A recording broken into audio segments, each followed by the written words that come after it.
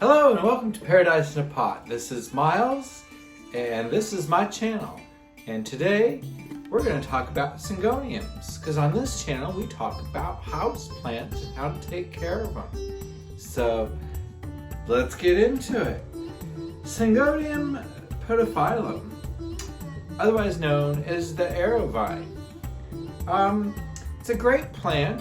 It's native to Central America, Northern South America, and can even be found in Florida, although it's not indigenous there. It just happens to like those conditions and can grow there. So if you do live in a tropical area, don't throw this plant outside into a compost heap because it could become a pest, which would not be very beneficial to the indigenous plants in the area because it could strangle them out. And it would also upset the natural balance of things. The insects that are required for these plants aren't going to be found, in those areas where they don't belong. So let's keep the house plants in the house and the outside plants outside. That being said, these plants like to be kept in a temperature range between about 60 to 100 degrees Fahrenheit. I find that I keep mine probably anywhere between 70 and 80 degrees. I usually don't let my house temperature range more than that. Syngoniums are also a great plant for people who are just getting started in plants, as they're kind of easily found, readily found anywhere that you go. You can find a Syngonium. You can often find a friend who has a Syngonium that's willing to share a piece with you and let you experience some of their plant with you. So Syngoniums are a lot of fun. One thing that I find is that I usually let my Syngoniums dry out completely before I water them. I kind of actually let them wilt, and if they're more of a bushy type of Syngonium, like my Berry Illusion or my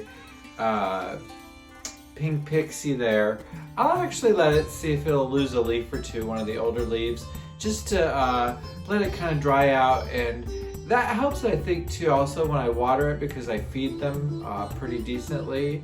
And speaking of feeding, I feed them about a medium feed. Whenever I use any kind of fertilizer, and I'm not going to specify the fertilizers I use, just because I don't want to influence anybody to use something, because just because I use it doesn't mean it's going to work for you. It just means it's worked for me. So I'm going to leave it at that, because I'm not here to dictate what you do with your plants. I'm just trying to give you some helpful suggestions and tell you about kind of where they're from, so that you can, give them a good shot. One of the things I know that I like to grow these plants for, and I have been growing these plants, I would say this is probably one of my very first house plants. I remember having this house plant in the 80s. And it was more of a whitish one, not like any of these that I have, but it was more of a white frame. I remember it was really nice looking. It was kind of an interesting plant. And the thing with that plant is that you had to be careful not to let it dry out too much, because the leaves would burn pretty quickly, crisp up. But something I didn't know about that plant, which all of these plants have something in common, and it's called heterophyly. And it means that the plant, and I'm going to put the definition on the screen so you have the actual definition, because I know I kind of go on about things here. But basically, that means the leaf, as it matures or grows into a healthy condition, will change its shape, so that you'll have different shaped leaves on the same plant. So as many of you may know, that the Syngonium goes from this arrow-shaped leaf into more of a like 3-lobe leaf, and then it can go to a 5-lobe leaf. I've never seen it beyond 5-lobe. I've not yet grown it to 3-lobe, although I have one here, which I call the Moonshine, which seems to be growing into 3-lobe quite nicely. As far as the Syngoniums, when I pot them up, whether it's from a rooting And all of them that vine out for me, I can take a cutting and put it into water, and this thing will root up, I'm going to say pretty rapidly, almost as quickly as a pothos. I know that some people will also get a skin irritation with these plants. There is like a little crystalline form, it's almost like glass within their structures, that it can irritate your skin if you have more sensitive skin. I've never had them bother me, but I also know that that's supposed to make them actually quite toxic to pets and children. So with most house plants, I'm going to say let's not eat them, but let's make sure they're not around something that could, like a small child, unattended, or a pet such as a cat or dog. Let's see. Now let me talk about the ones that I have. I have 6 different cultivars here. I am collecting Syngonium, so if you're in the Las Vegas area and you have a Syngonium I don't have, hit me up on Instagram. I'd like to chat about it and see if maybe there's something I do have, because as you know, I have over 110 plants now, and that's 110 varieties. I don't count, like if I have 2 Christmas cactus, that's 1 plant in my opinion. Just because I took a couple plants the other day and mixed them together. But anyhow, if you have a Syngonium and you're looking for something, I might have something I could propagate with you. Anyhow, the ones I have in my collection, and I'm gonna put them on the screen as I talk about them, as I've been putting Syngoniums on the screen throughout this entire video, because I know you guys are here to look at the plants and not me.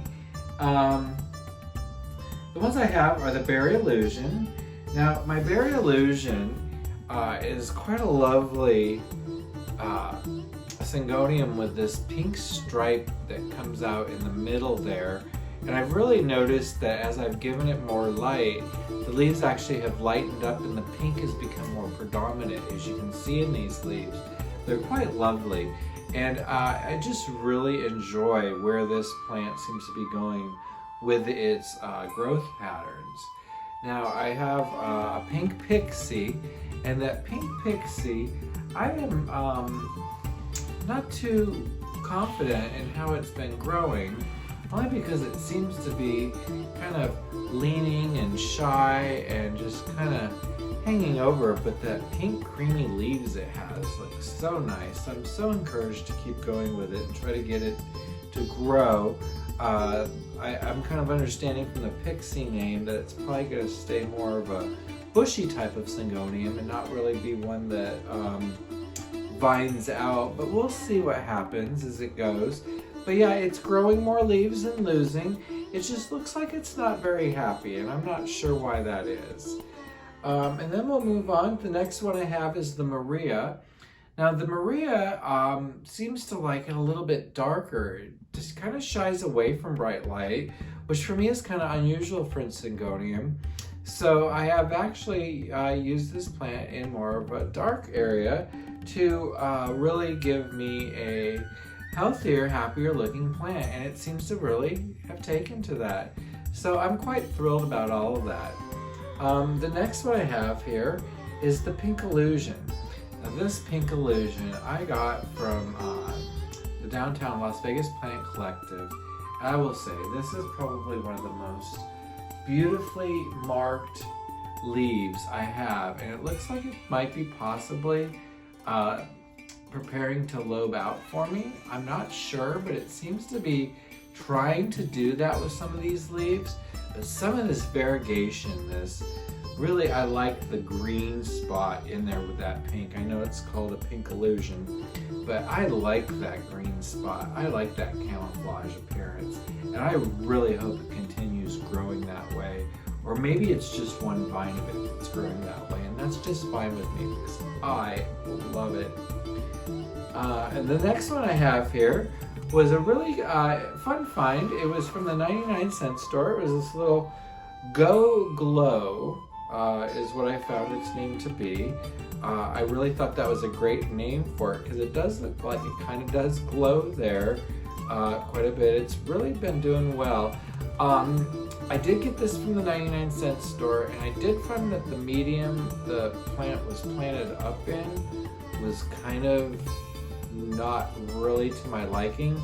And speaking of that, when I pot my Syngoniums, usually what I'll do is I'll do like a half and half of orchid mix, like a chunky orchid mix, along with a potting mix, just because these are semi-epiphytic plants, so they kind of do like to climb up trees, and their roots, again, I think helps with the maturity of the leaves to get that heterophyly going, to give it that bark even in the soil mix. Plus it helps it drain better.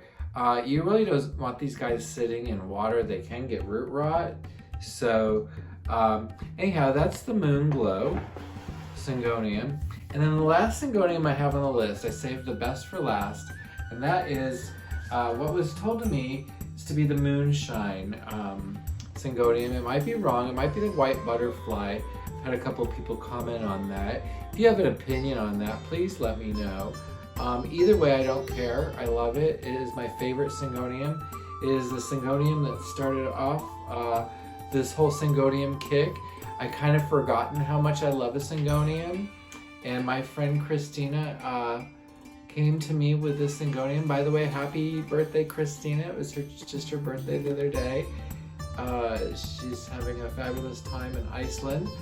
Anyhow, she gave me a little piece of her grandmother's Syngonium, and I just adored it. And at that time she gave it to me, I just out of fun decided to do a little extra research just to see what I might not know about Syngoniums, because I felt I've taken care of these plants and I know a lot about them, so I think I probably know what I'm doing with them. But anyhow, that's when I found out about the heterophyly and how the leaves can change as they mature and grow. So that really excited me and made me really think that I want to do that. So that's why I've got this one on a pole. It's just one piece, one cutting.